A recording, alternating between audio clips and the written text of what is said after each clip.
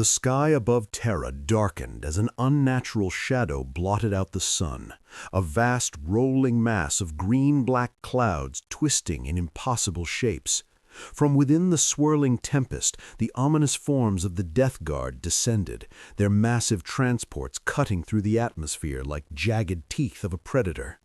The air trembled with psychic resonance, an invisible vibration that sent shivers down the spines of every living thing below. Typhus led them, a figure shrouded in rot and plague, his armor corroded but unyielding, a crown of decay perched upon his head.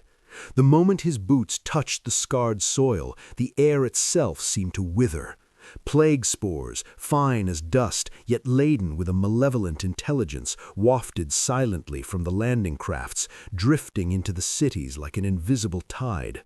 No alarms could warn of their presence. They seeped into homes, into the lungs of terrified citizens, and into the lungs of guards and soldiers alike. The first coughs were soft and uncertain, almost polite in their hesitation, but soon they became hacking, grotesque sounds, echoed by the wails of those too weak to resist. Blood streaked the streets where the sick stumbled and fell, their bodies twisting in agony as pustules and sores blossomed across their skin in a horrific bloom of Nurgle's gift. Citizens tried to flee, but the chaos was complete. The streets, once orderly arteries of civilization, had become rivers of panic, clogged with overturned carts, abandoned vehicles, and bodies writhing on the ground.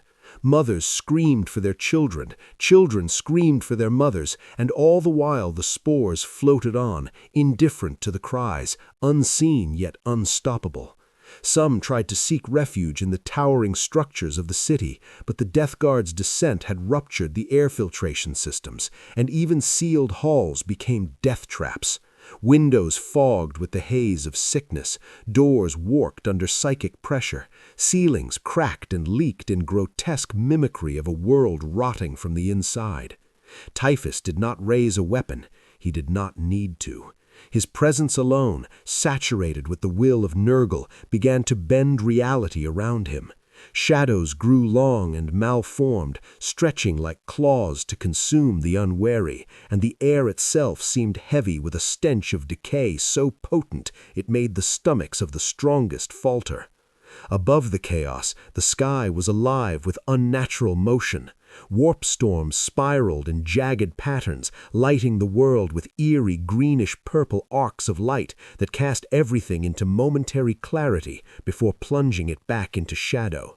From these arcs of psychic energy, the forms of the Death Guard appeared larger than life, each figure a grotesque silhouette, armor pitted and corroded, weapons emanating a faint, sickly aura, faces hidden beneath grotesque visors that leaked ichor.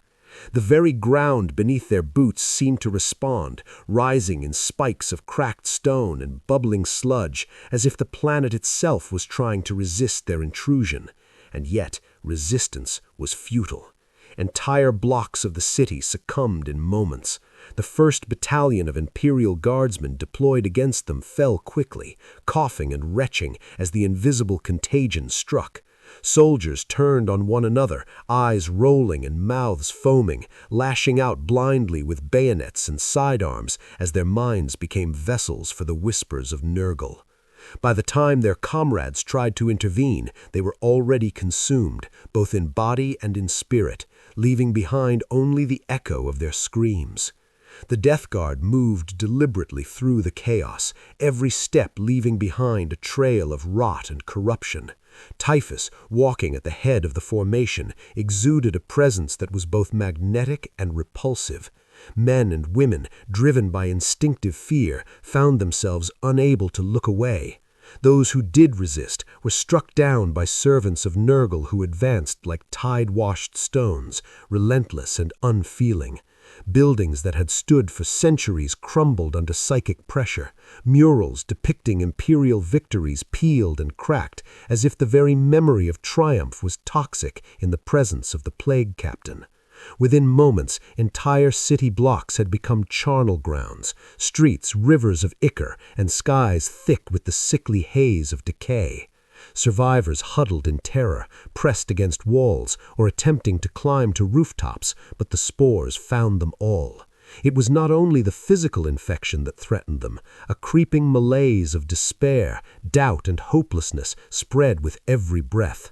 People looked into the eyes of those they loved and found them replaced with hollow, ravenous masks of decay, each step and sound of suffering a mirror of their own inevitable fate. Even the air itself seemed to betray them. Breathing became a laborious, choking act as the spores filled the lungs and began their insidious work. Some felt their blood slow, their organs tighten, their hearts stutter in rhythm with the psychic resonance emanating from Typhus. Those who screamed were sometimes silenced abruptly, as the plague did not merely afflict the body, but ensnared the mind, making its victims half aware of their torment and powerless to resist. Children, the innocents, became the worst sufferers, their small bodies convulsing with fever and turning skin to raw blotches of green and black. Parents who attempted to intervene often succumbed instantly, dragging their offspring into death alongside them. A grotesque tableau unfolded in the streets, every movement painting a vivid picture of despair and hopelessness, and yet Typhus did not hurry. He walked as if savoring every second, each passing moment amplifying the psychic torment of those still standing. From the high towers, observers could see entire city blocks engulfed in haze, fires igniting spontaneously as panic and chaos tore through infrastructure. Vehicles erupted as engines overloaded, bridges cracked and fell, and communications went dead. The Empire's finest, the Imperial Navy and Adeptus Arbites, attempted to coordinate defenses, but each report came back broken, twisted by psychic interference, or lost entirely. It was as if reality itself had been rewritten to serve the whims of the plague captain. In the midst of this, Typhus paused atop a fallen statue of a once great emperor, surveying the devastation. His armor, corroded and infected, glinted with a sickly light under the warped sky. He raised a hand, and the wind seemed to obey, swirling spores faster, carrying screams across the city. His presence alone was a weapon, a living plague that warred not just with flesh, with hope, will, and sanity itself. As the first 3 minutes drew to a close, the audience witnesses not just destruction, but the intimate horror of the fall of Terra. Every line of a citizen's face told a story of despair, every convulsing body a testament to the unstoppable spread of Nurgle's corruption. The Death Guard advanced inexorably, their progress unchallenged, turning the city into a labyrinth of suffering. The psychic warp distortion above them seemed to pulse with life, as if the fragile constructs of humanity. Typhus remained at the center, a calm eye of rot and decay, observing the pandemonium with satisfaction. For those who survived even this brief encounter, the world had irrevocably changed. They were no longer on a planet governed by law, order, or hope. They were trapped in a nightmare that had only just begun. Inside the towering, labyrinthine halls of the Imperial Palace, the air was thick with panic, fear, and the scent of incense struggling to mask the stench of fear. Alarms blared, echoing off marble and adamantium, but even their shrill cries were powerless to penetrate the psychic haze emanating from above. Lords of the Imperial High Command bellowed orders, their voices sharp and authoritative, yet cracking under the weight of disbelief.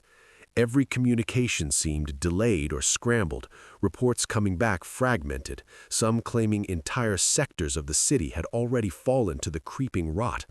Maps, once precise and color-coded, now seemed meaningless as territories dissolved under a plague that could not be charted in traditional terms.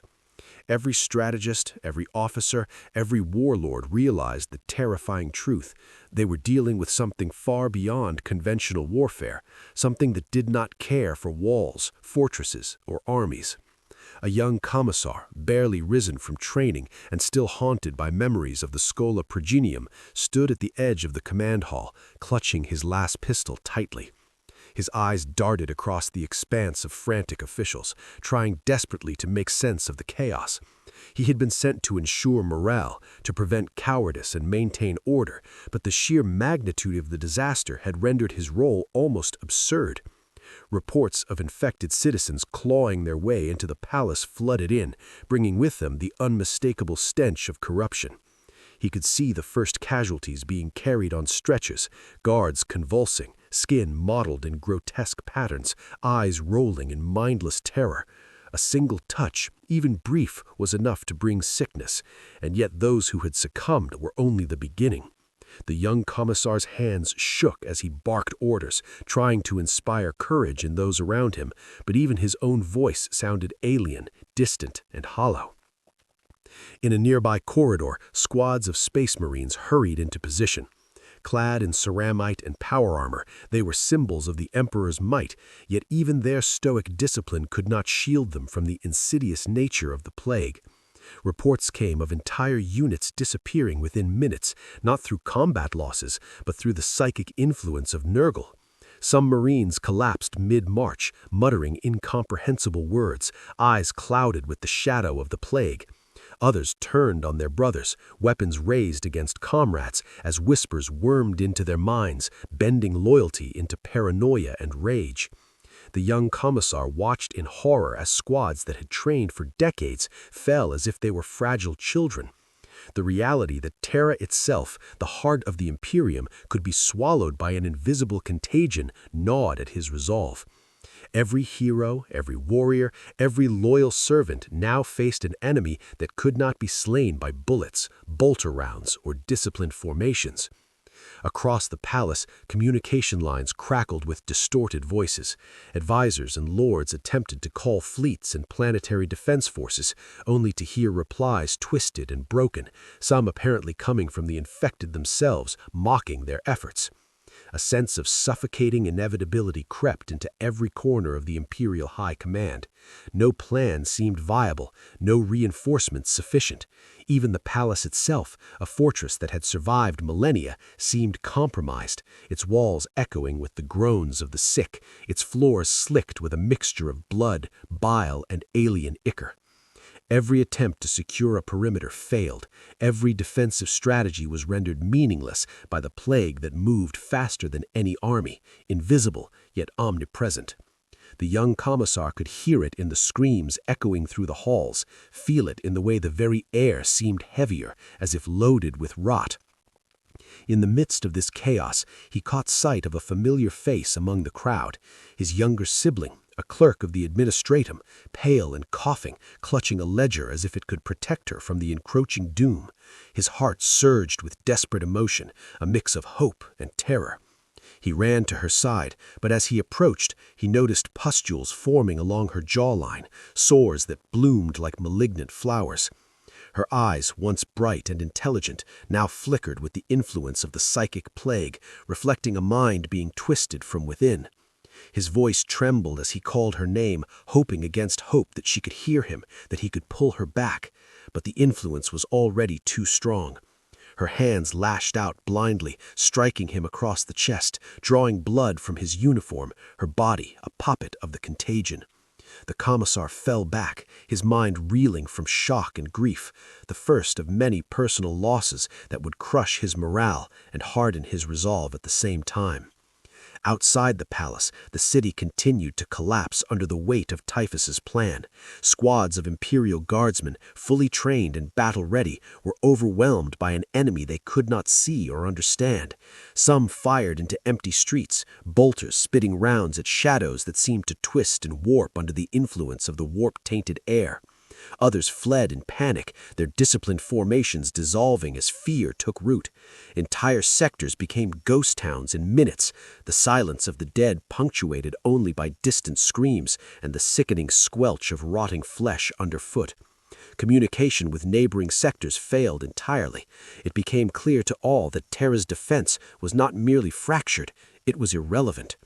The young commissar watched soldiers he had trained with die in unspeakable agony, their minds eroded before their bodies, and felt a profound horror settle into his chest. Amid the panic, a few loyal Space Marine officers attempted to organize a counteroffensive, leading squads into the heart of the city to slow the spread of the contagion. But even their superhuman strength and disciplined tactics could not account for the invisible corruption. One Marine, leading a squad through a collapsed street, felt the psychic whispering claw at his mind. At first, it was a subtle unease, a minor doubt, a fleeting thought. But within seconds, it intensified into a cacophony of voices, the screams of civilians, the laughter of Typhus, the guttural promises of Nurgle himself. Bolters fired at fantastical enemies, swords swung at shadows, and brothers fell one by one, not to enemy fire, but to the creeping rot within. The young commissar, watching from the palace, could only tremble as he realized that even the Emperor's finest warriors were vulnerable to a force that did not adhere to the rules of mortal combat. As the minutes stretched, the sense of dread grew unbearable. Corridors of the palace, once bustling with activity, now echoed with muffled screams, coughing, and the occasional blast of las pistol fire aimed at figures that may not have been there at all. Advisors and clerks fell over one another in blind panic, their minds fraying under stress, their bodies giving way to sickness. The young commissar felt the weight of responsibility crushing him, the hopelessness of the situation pressing against his sanity. Each decision seemed pointless, each order doomed to failure. The sheer scale of the disaster rendered logic meaningless. Only raw instinct, courage, and an iron will could carry anyone forward. And yet he felt himself faltering. Then, in a fleeting instant, a wave of psychic resonance swept through the command hall, emanating from the horizon where Typhus had landed. It was a pulse of pure malevolence, and those nearest it fell to their knees, screaming in agony as visions of corruption, decay, and despair flooded their minds.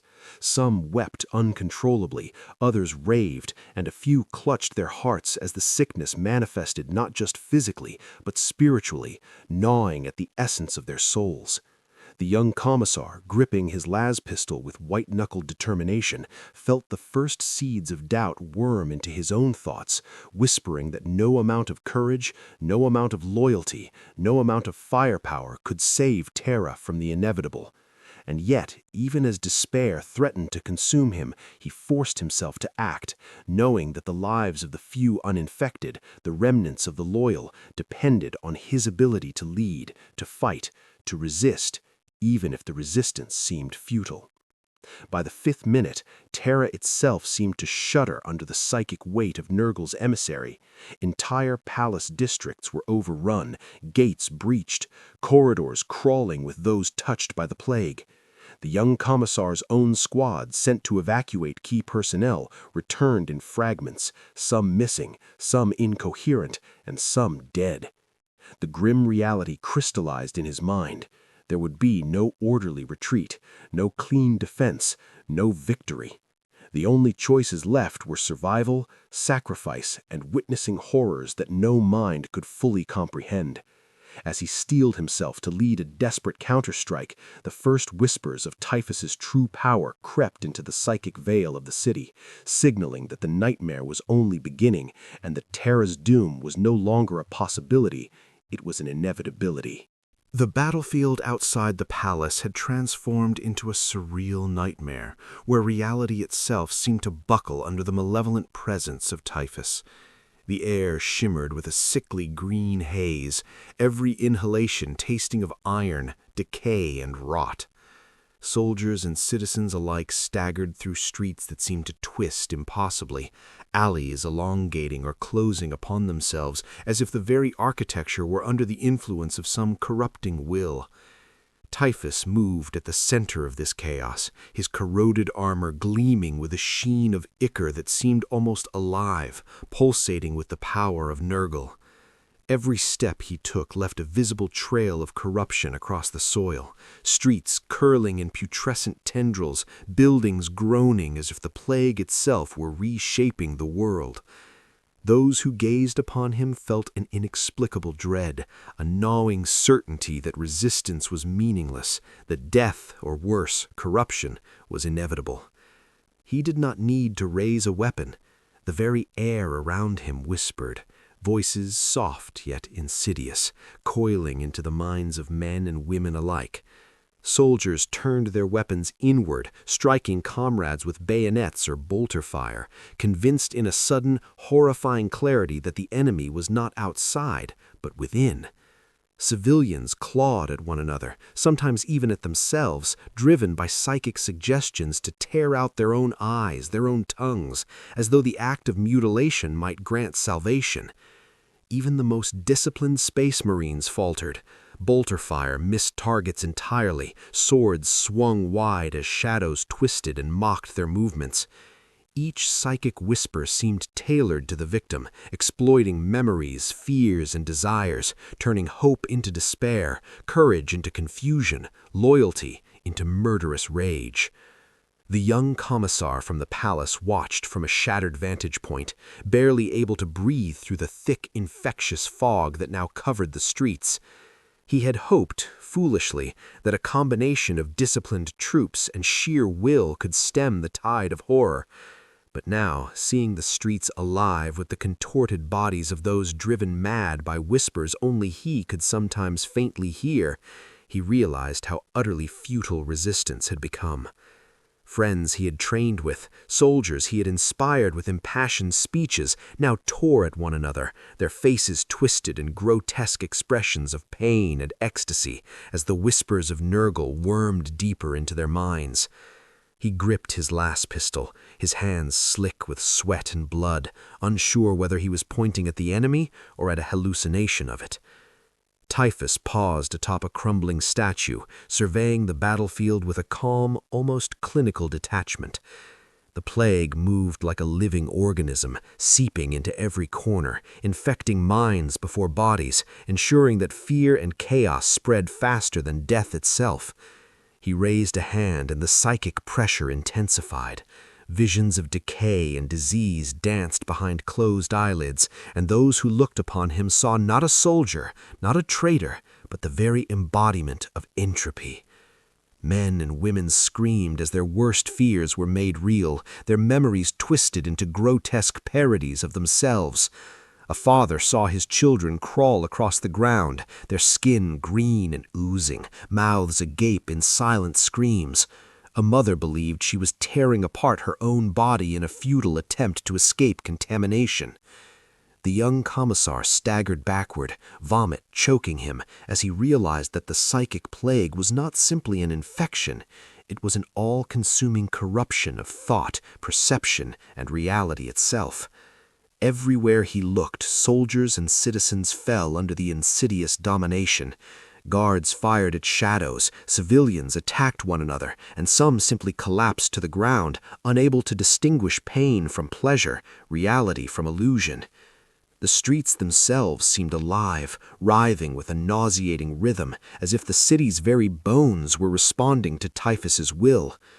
Even the sky was not safe. Greenish-purple warp storms churned above, crackling with psychic energy, sending occasional arcs of lightning that illuminated the horror below in stark, fleeting clarity. Each bolt revealed a tableau of suffering, a mother cradling a child that was no longer human, a soldier clutching his own dismembered arm, a street filled with the convulsing, twisted bodies of those who had succumbed to the whispers. It was a symphony of despair, and Typhus conducted it with meticulous precision. Amidst this unrelenting chaos, a key Imperial hero, a decorated Space Marine captain, tried desperately to rally the remaining forces. His power sword shimmered in the sickly light as he cut through the throngs of infected, each strike a minor reprieve from the plague. Yet even his indomitable will could not shield him entirely. The whispers targeted him directly, clawing into the recesses of his mind, exploiting guilt, memories of fallen brothers, and moments of past failure.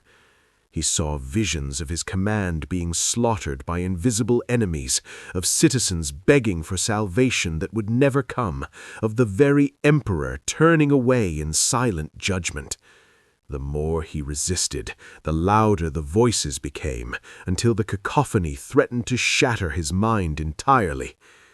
One of his lieutenants, eyes glassy and body convulsing, suddenly attacked him from behind, convinced he was the source of the plague.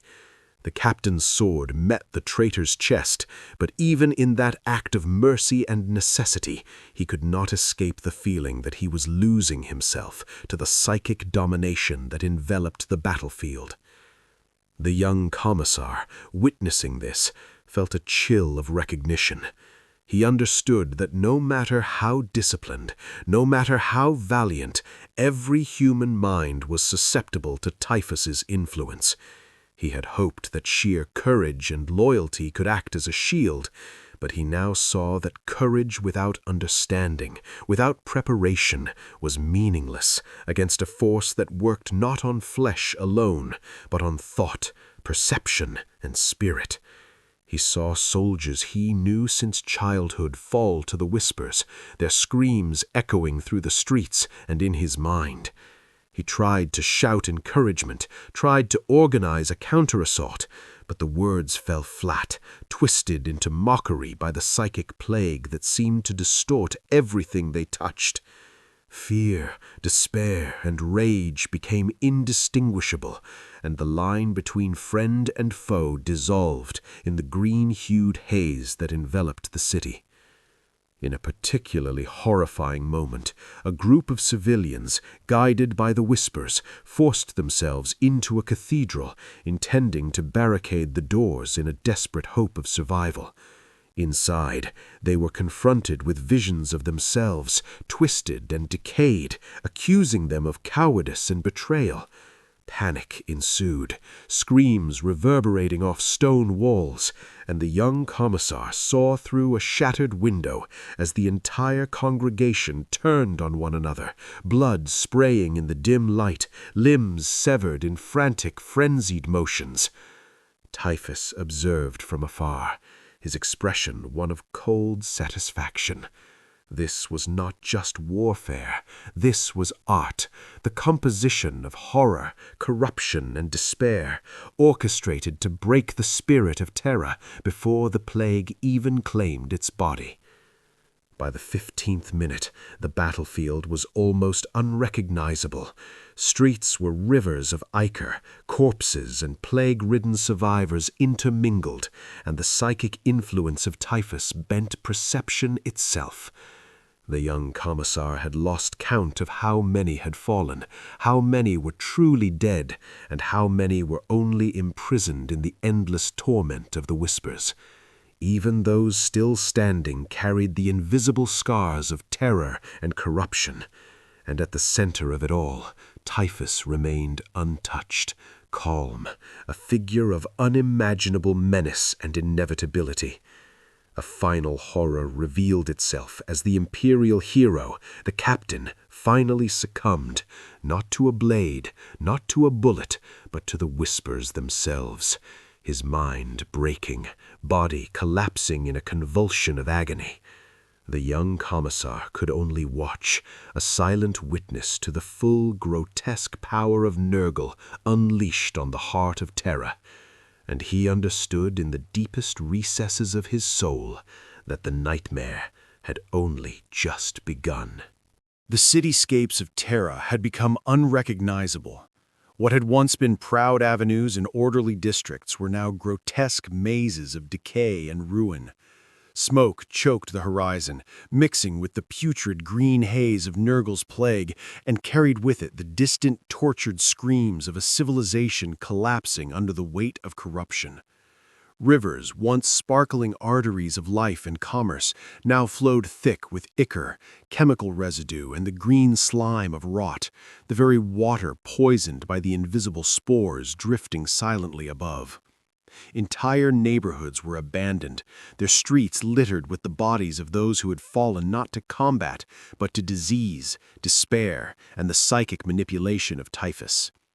The air itself seemed to pulse with malevolence, a living entity aware of every movement, every thought, and every feeble attempt at resistance.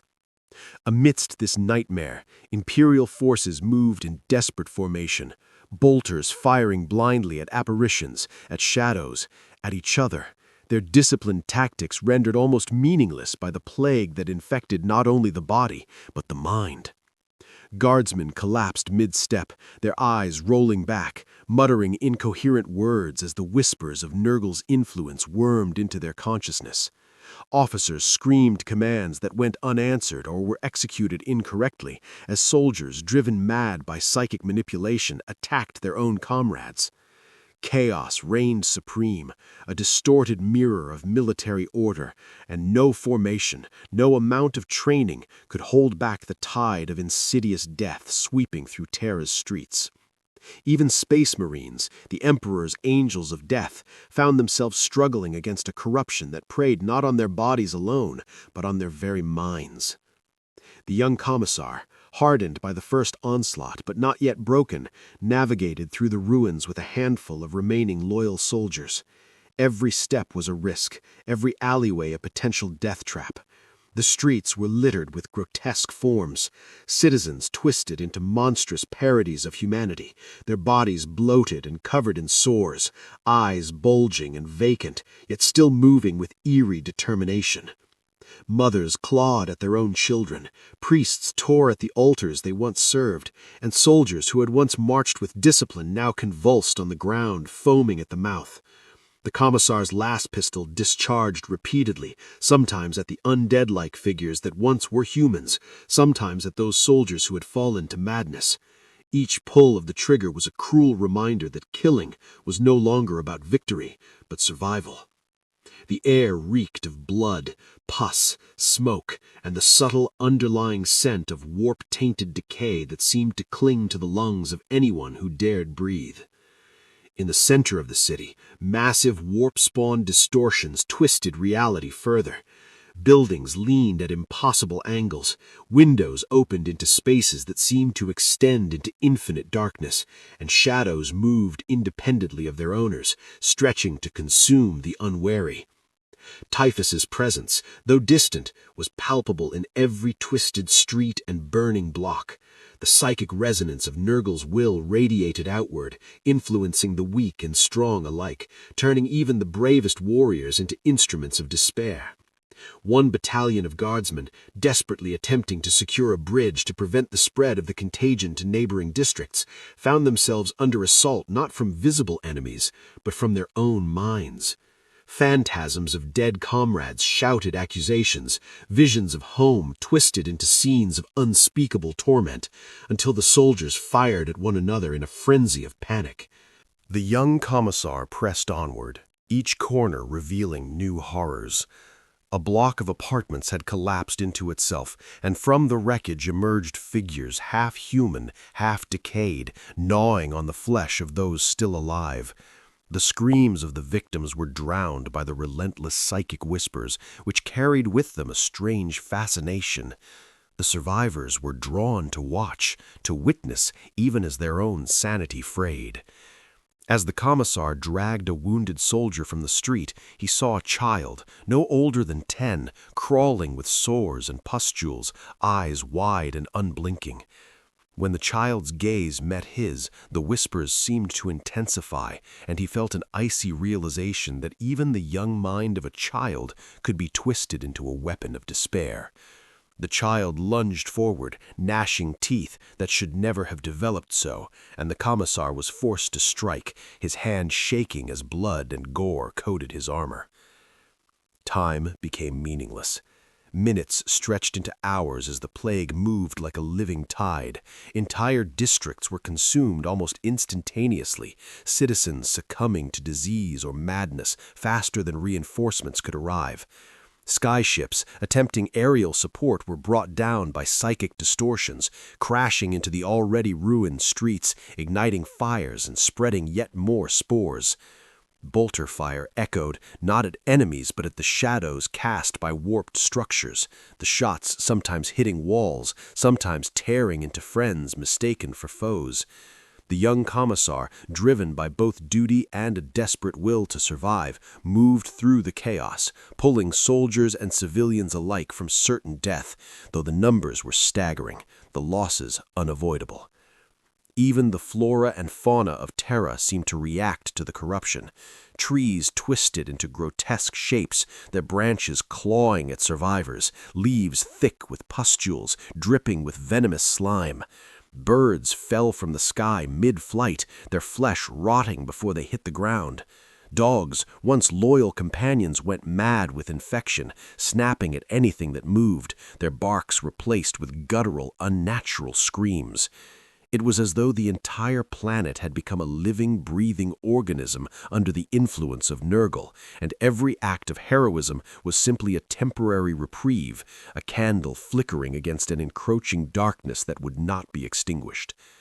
The young commissar reached a ruined cathedral, hoping to find a moment of respite, a point from which he could organize survivors or mount a counterattack. The interior, however, had become a chamber of nightmares. Pews were overturned, their occupants either dead, mutated, or clawing at one another. Walls were smeared with blood and ichor, murals of the Emperor's victories grotesquely defaced by Nurgle's rot. Statues wept green sludge, and the air vibrated with psychic resonance, echoing the cries of the damned and amplifying the whispers in every survivor's mind. As he moved deeper into the cathedral, he saw a group of soldiers huddled together, muttering prayers that warped into curses, their bodies convulsing under the psychic influence. One soldier lunged at him, eyes wild, accusing him of bringing death, only to collapse moments later as his own mind fractured completely. From the shadows, a figure emerged, an abomination born of both plague and warp-spawned energy. Its movements were jerky, unnatural, as if reality itself struggled to contain it. It lunged at the commissar, its clawed hands reaching for his throat, and he fired his last pistol repeatedly, the shots tearing through its body, yet the creature seemed only partially corporeal, its essence tied to the psychic plague that now saturated the city. Even in this moment of mortal peril, he felt the inescapable truth. This was not a battle of weapons, of strategy, or of courage alone. This was a war for minds, for the very essence of Terra. And the enemy, Typhus, was everywhere, even when unseen. By the end of the first hour of the plague's spread, entire city districts were recognizable wastelands. Fires raged unchecked, rivers of ichor overflowed, and the screams of the dying and the mad echoed endlessly. The young commissar, bloodied, exhausted, and on the brink of despair, knew that the battle had only begun. Terra was falling, not to armies, but to an insidious, psychic, all-consuming corruption, and every act of heroism was measured against an unstoppable tide of decay. Nurgle's influence was complete in the streets, and Typhus's shadow loomed over the planet, even when unseen. The young commissar pressed forward through the shattered streets of Terra, his uniform slick with blood, ash, and the foul ichor that dripped from the infected masses around him. Beside him, a handful of loyal guardsmen moved with him as best they could, though their numbers were pitiful against the chaos that had swallowed the city. Their bolters fired into the shadows, the muzzle flashes illuminating faces twisted in agony, faces that were once civilians, once allies, now barely human and driven by the invisible psychic hand of Nurgle. Each shot, each shouted order, each desperate attempt to rally the soldiers seemed to barely scratch the surface of the nightmare. The streets were no longer mere avenues. They had become rivers of death, writhing with both the living and the dead, the sane and the broken, a chaotic tide against which hope itself seemed to drown. At the center of the chaos, a Space Marine captain emerged from the smoke, his ceramite armor streaked with grime and blood, his power sword gleaming faintly with a pale, holy light. He moved like a predator through the chaos, cutting down the corrupted with lethal precision. Yet even he was human to the psychic influence of Typhus. The whispers clawed at his mind, twisting memories of fallen brothers into visions of betrayal, manipulating guilt until each strike of his sword carried the weight of 1,000 failures. Even the finest warriors of the Imperium, paragons of strength and discipline, were not immune. The captain's lieutenants fell around him, some succumbing to madness, others turning violently on one another. Every act of heroism was punctuated by tragedy, a reminder that bravery could not overcome a plague that preyed on body and soul alike. The young commissar followed closely, his own will hardened by necessity. He had become both leader and witness, guiding the surviving soldiers through the storm of flesh and rot, yet powerless to prevent the horrors around him. A building collapsed as a squad of guardsmen tried to clear a path, burying several under rubble. From the debris emerged twisted figures, half human, half decomposed, their eyes glowing faintly with warp-tainted energy, teeth elongated, limbs grotesquely malformed. The commissar and the Space Marine captain cut them down, but even as bodies fell, the psychic influence of Nurgle seemed to animate them anew, their consciousness lingering in the haze of corruption. The streets were endless, the carnage unstoppable, yet they pressed forward, driven by duty, fear, and the last shreds of courage. In the middle of a shattered plaza, a squad of loyal guardsmen attempted to hold a choke point, barricading themselves behind overturned vehicles and rubble. They fought valiantly, but the plague manifested in unexpected ways. A soldier convulsed violently, his body erupting in sores and boils, then lunged at his brothers with a deranged ferocity, convinced they were traitors. The commissar was forced to put him down with a las pistol to the head, the smell of burning flesh mingling with the stench of decay. Every victory was temporary, every breath a defiance of the inevitable. Civilians stumbled into the firefight, their faces pale, their bodies racked with fever and sores, but they were not safe behind walls, nor by the courage of the loyal few. The psychic tendrils of Typhus's influence reached into every mind, turning even the act of saving a life into a potential death sentence. The Space Marine captain, realizing the strategic necessity of a forward push, led a daring assault through a narrow street teeming with the infected. His power sword flashed in the dim light, cutting through malformed bodies that lunged from alleys and windows alike. The psychic warping of reality made it almost impossible to distinguish friend from foe. Guardsmen screamed at shadows, firing blindly, while civilians stumbled in panic, sometimes into the path of the advancing warriors. Every step forward demanded sacrifice. Every kill required resolve that would have shattered lesser men. The young commissar's own hands shook as he fired into the mass of bodies, saving lives here, condemning lives there, the moral calculus of survival impossibly cruel. From the warped sky above, greenish warp lightning crackled, striking buildings, igniting fires, and sending debris raining down onto the streets. The psychic resonance of Typhus intensified, causing hallucinations so vivid that the surviving soldiers sometimes turned their weapons on illusions, shooting at figures that flickered in and out of existence. Yet even amidst the madness, acts of heroism shone briefly, like flickering candles in a storm. The captain, recognizing a squad of guardsmen trapped by a collapsing building, dove into the rubble, cutting away debris with his power sword while sustaining repeated attacks from corrupted citizens. His armor took countless blows, yet he pressed on, the psychic whispers clawing at his mind, the plague trying to invade even his indomitable mind. The young commissar witnessed a moment that would forever haunt him. A small group of civilians, trapped on a rooftop by the advancing horde of infected, pleaded for salvation. The Space Marine captain leapt onto the building with inhuman agility, his sword cleaving through any who dared approach. He handed the survivors down one by one as bullets and corrupted limbs rained around them. Yet even in this act of mercy, the psychic influence of Typhus struck. One survivor, a young girl, suddenly lunged at the commissar with the strength and conviction of someone possessed, her eyes glowing faintly green, her body already succumbing to the infection. The commissar fired, and she fell, lifeless, yet he could not escape the guilt and horror of having destroyed a life he had just saved moments before. The city demanded cruelty as much as it demanded courage, and every act of heroism came at an unbearable cost. The battle raged on into the heart of a devastated industrial district. Smoke and toxic fumes choked the air as factories collapsed and furnaces exploded, sending molten metal across streets already slick with ichor.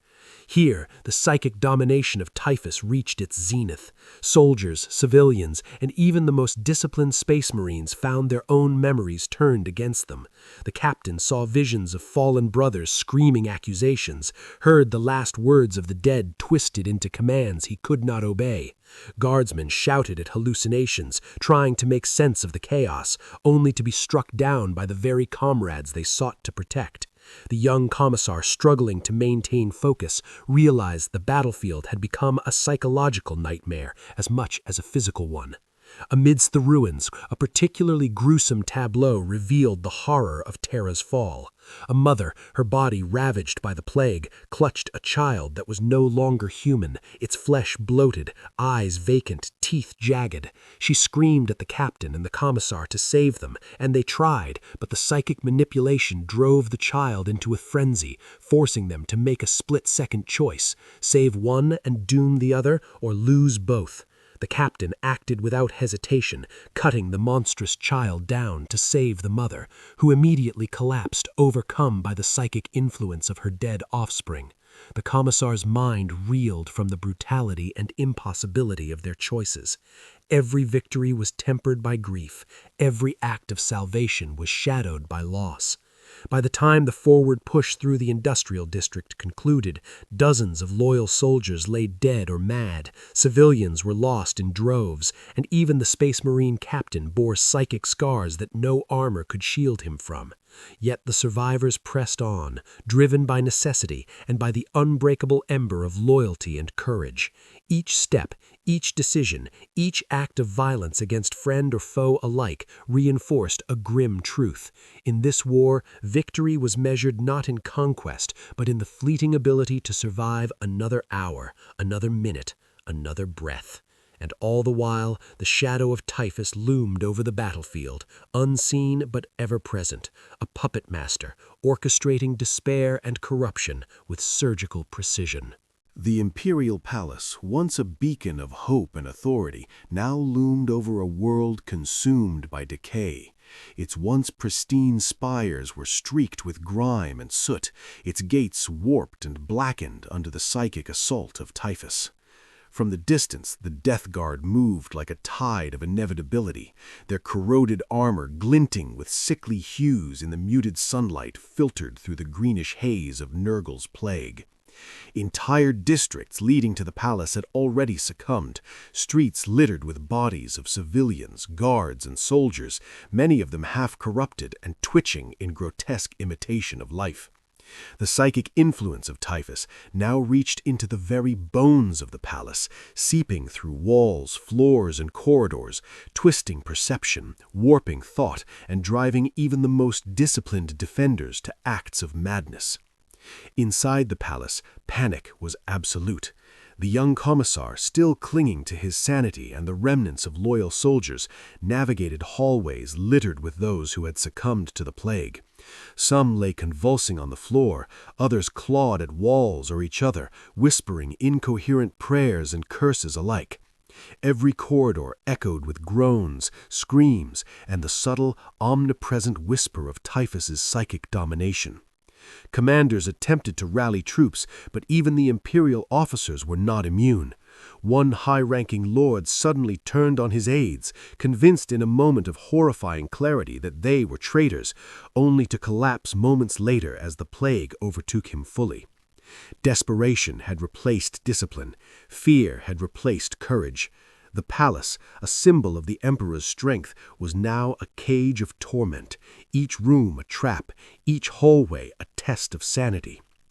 The young commissar caught sight of a loyal squad of guardsmen attempting to seal a breach in the outer gate.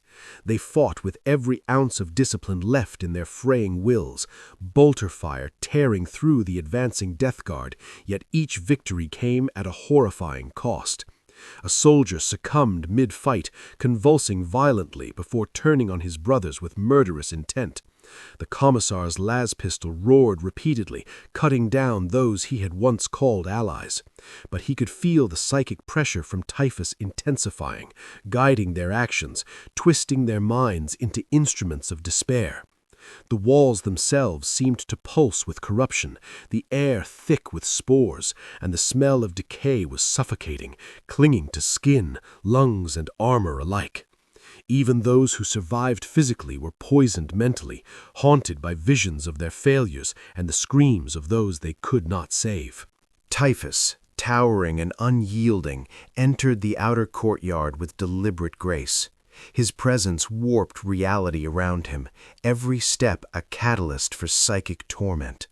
Loyal soldiers saw him as a monstrous god of decay, simultaneously terrifying and inescapable. Bolts and shells exploded around him, yet he remained unscathed, immune not merely to physical harm, but to the despair it might instill. He raised a hand, and the courtyard itself seemed to writhe. Stone cracked, fountains erupted with blackened ichor, and those who still drew breath collapsed, their bodies convulsing under invisible forces.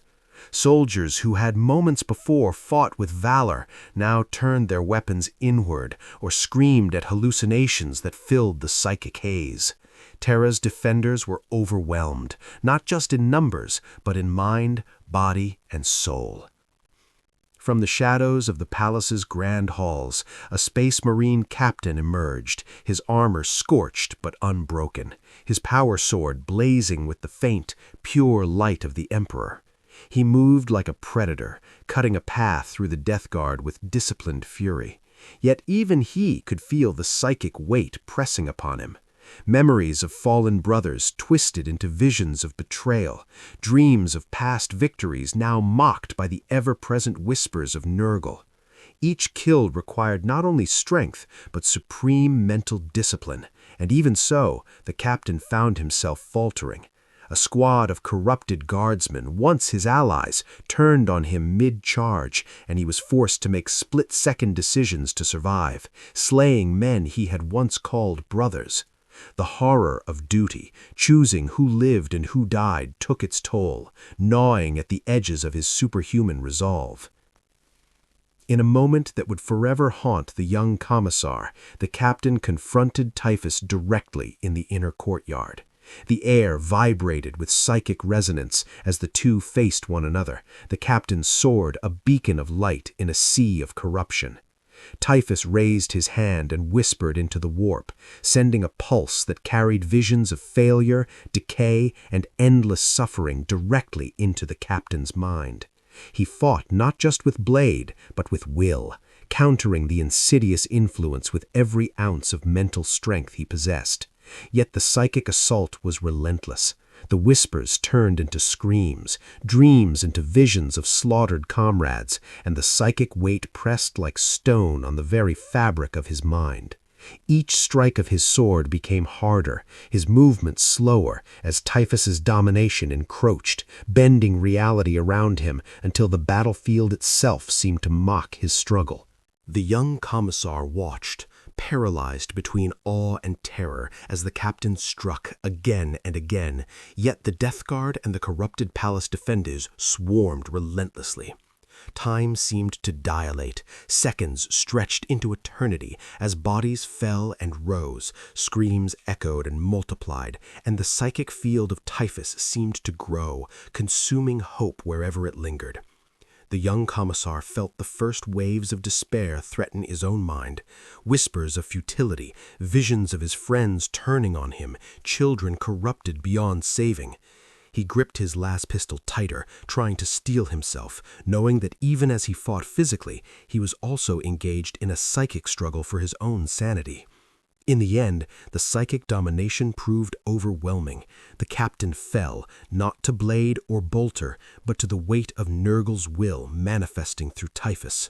His last act was a desperate swing of his sword, severing a limb from a plague abomination before the corruption claimed him fully. He collapsed to the ground, twitching, eyes wide with horror, and the psychic pulse that had held him at bay now shifted, spreading through the remaining defenders. The young commissar, seeing the fall of Terra's mightiest warrior, felt the icy grip of despair wrap around him. Every escape route was cut off, every hope extinguished. The palace was lost, the heart of the Imperium overrun, and Typhus's triumph was absolute. And yet, even in the midst of this devastation, there was a final horrifying act of moral horror. Civilians and soldiers still trapped within the palace found themselves forced to make impossible choices. Parents, driven mad by the whispers, were compelled to kill their children. Soldiers, corrupted by psychic influence, turned on comrades in moments of pure, incomprehensible horror. The young commissar, forced to witness and intervene, realized that heroism had become synonymous with unbearable cruelty. Every life saved came at the cost of another. Every act of bravery was tempered by inevitable tragedy. The psychic presence of Typhus, now unchallenged, seemed to feed on this despair, the whispers intensifying, echoing through every hall, twisting every mind, and embedding the understanding that Terra itself had become a playground of Nurgle's design. By the 40th minute, the palace had fallen, its halls echoing only with the cries of the living and the corrupted, and the young commissar, battered, bloodied, and mentally fraying, understood the grim truth. Resistance was possible, survival was possible, but Terra, as it had once been, the heart of the Imperium, was lost. Typhus had not merely overrun the city, he had dominated its very spirit. Every corner of the planet, every mind still capable of thought, was touched by the plague. The stage was set for total domination, and the audience, watching or imagining these horrors, felt the full weight of the grimdark universe. Hope was fleeting, heroism was Pyrrhic, and the shadow of Nurgle had claimed the Emperor's world as its own. The Imperial Palace, already fractured and rotting under the psychic onslaught of Typhus, became a storm of violence, fire, and despair. The outer walls had been breached in multiple locations, gates splintered under the relentless advance of the Death Guard. Smoke and ash choked the air, mingling with the green haze of spores that floated endlessly from the plague-ridden streets below. Every footstep of Typhus's forces echoed like a death knell, and the psychic resonance from their commander warped the very structure of the palace. Corridors bent, stairways twisted into impossible angles, and the ceilings dripped with ichor. Any soldier stepping inside felt the oppressive weight of Nurgle's corruption pressing against their mind, a constant gnawing whisper reminding them that resistance was meaningless. Inside, the young commissar rallied the few surviving guardsmen.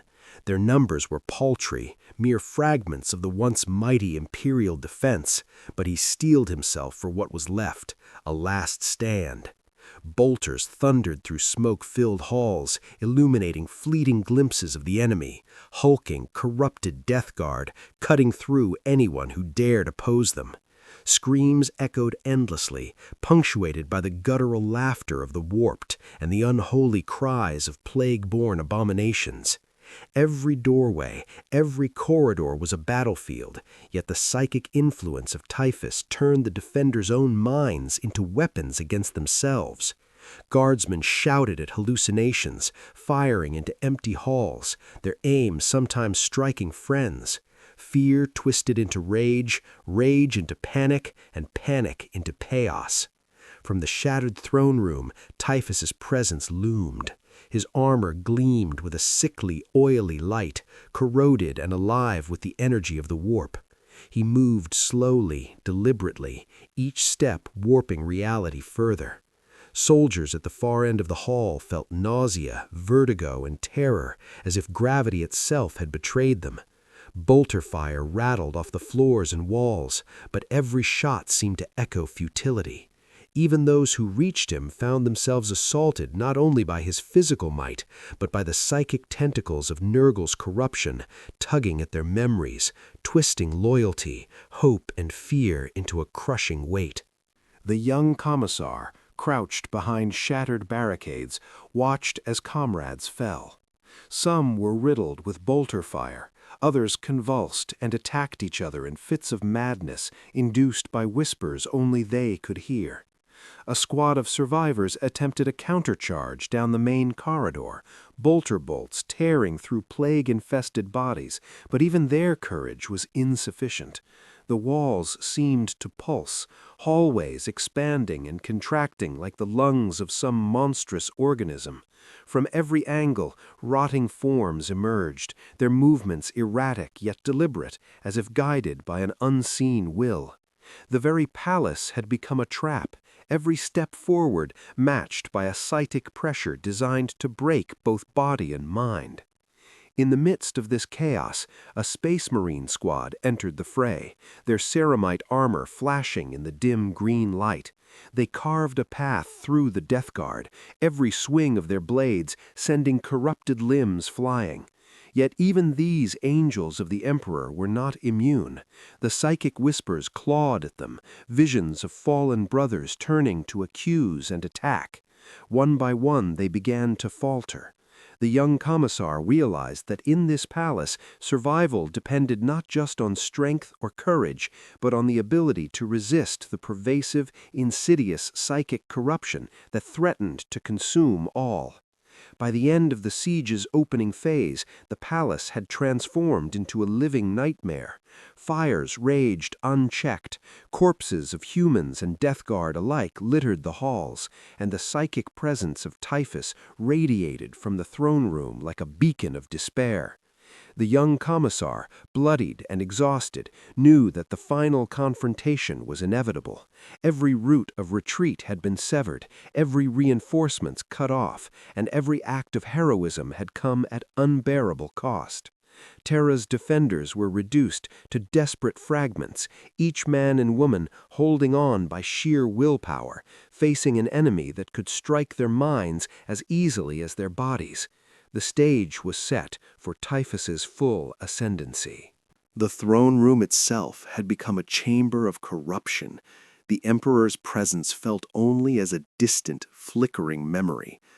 Marble and adamantium twisted into impossible forms, walls pulsing with the greenish light of warp-tainted decay, floors slick with ichor, and ceilings dripping with the residue of Nurgle's rot.